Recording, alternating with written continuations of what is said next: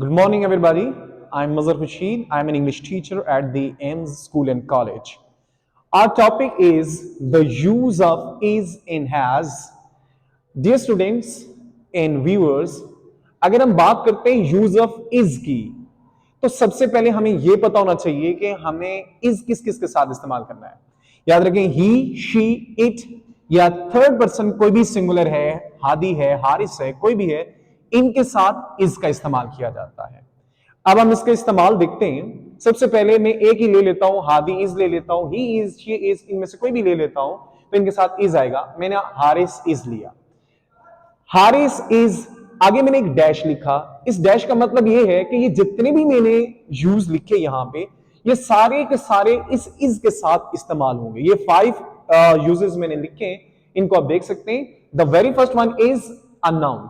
As a noun इसको हम use करते हैं। आरिस इज, आरिस है। लेट्स से मैं यहां पे लिख देता हूं हारिस डैश है। It means that Haris is, अगर नाउन की बात करें, अ डॉक्टर। हारिस एक डॉक्टर है। Haris is a teacher. Haris is a player. जितने भी नाउन है यहां पर इस्तेमाल आप कर सकते हैं। हारिस डॉक्टर है, हारिस टीचर है, हारिस प्लेयर है। फिर उसके बाद इसके साथ एडजेक्टिव भी आ सकता है।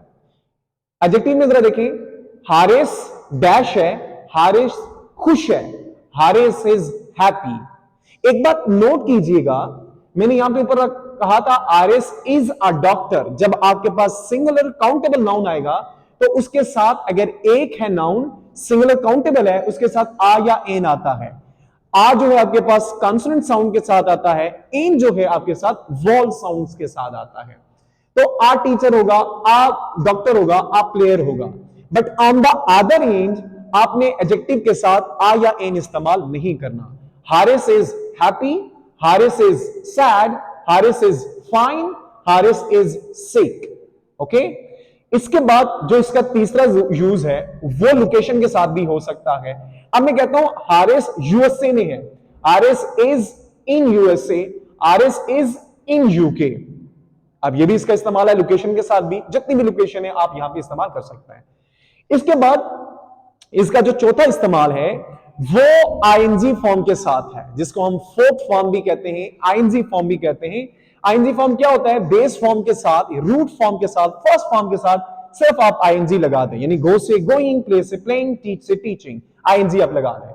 अब देखिए, हारिस इज गोइंग, इसका मतलब है हारिस जा रहा है। अब ये कोई काम कर रहा है। अभी हम जरा एक्शन पे आ रहे हैं। इससे पहले एक्शन नहीं था, इससे पहले इसकी स्टेट ऑफ बीइंग थी। हारिस डॉक्टर है, हारिस खुश है, ठीक है।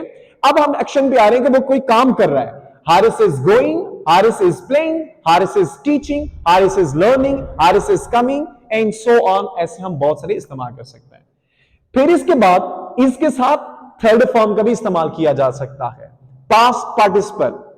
याद रखें, जब इसके साथ आईएनजी का इस्तेमाल होता है वो एक्टिव टेंस होता है। जब इसका थर्ड फॉर्म के साथ इस्तेमाल होता है तो वो पैसिव सेंटेंस होता है। अब एक्टिव सेंटेंस में वो खुद एक्शन करता है, पैसिव टेंस में वो खुद एक्शन नहीं करता।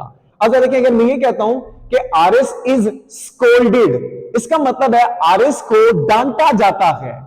याद रखें, इसमें वो खुद जा रहा था, Haris is going. But on the other end जब आप थर्ड फॉर्म इस्तेमाल करेंगे, इसका मतलब है उस पर एक्शन किया जा रहा है।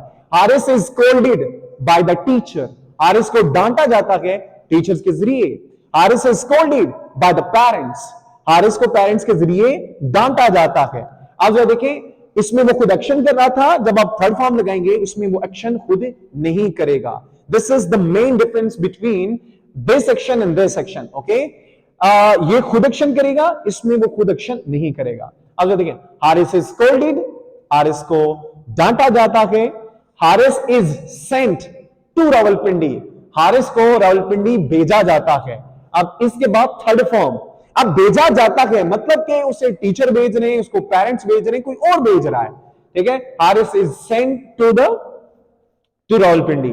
और हारिस को टॉर्चर किया जाता है, हारिस इज टॉर्चर्ड, उसको टॉर्चर किया जाता है। कोई भी हो सकता है, by the friends, by the players, by anyone. Okay, कोई भी हो सकता है।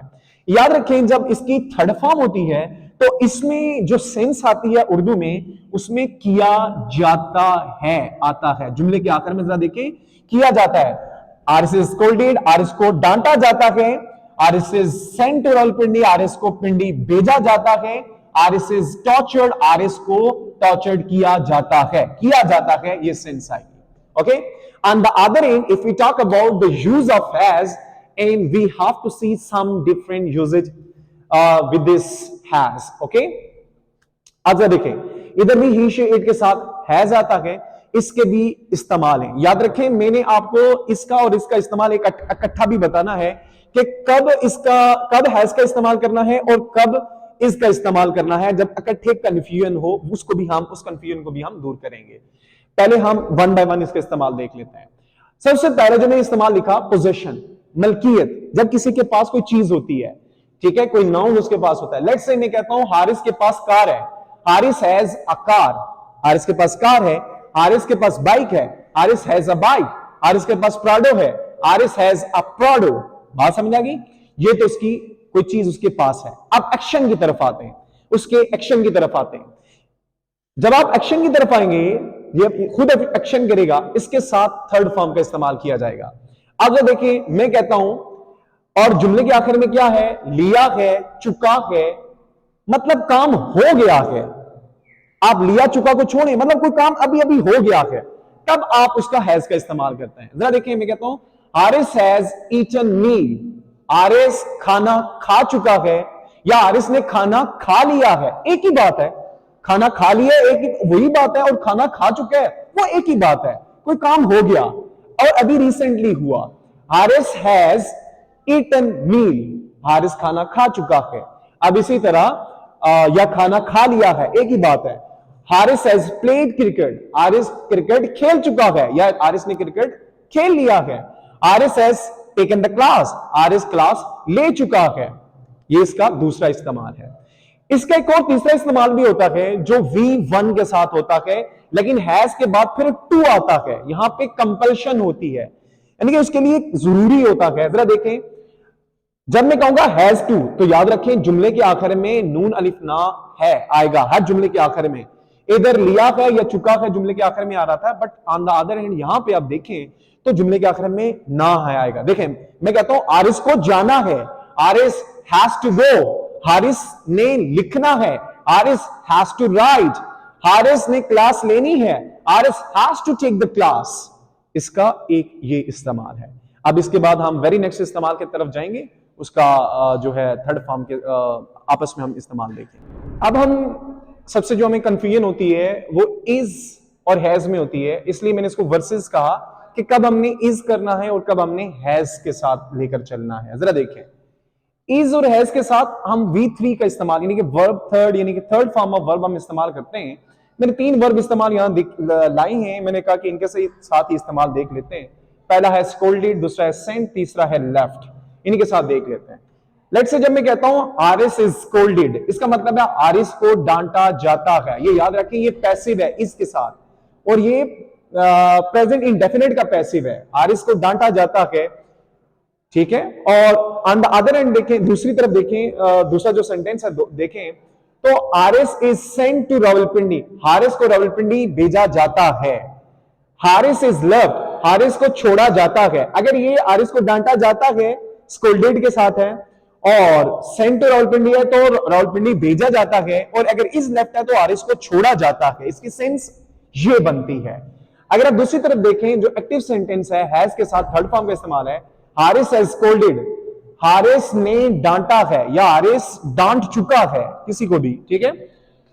इसी तरह Haris has sent a letter, Haris एक खत भेज चुका है या हारिस ने खत भेजा है, ये खुद काम कर रहा है।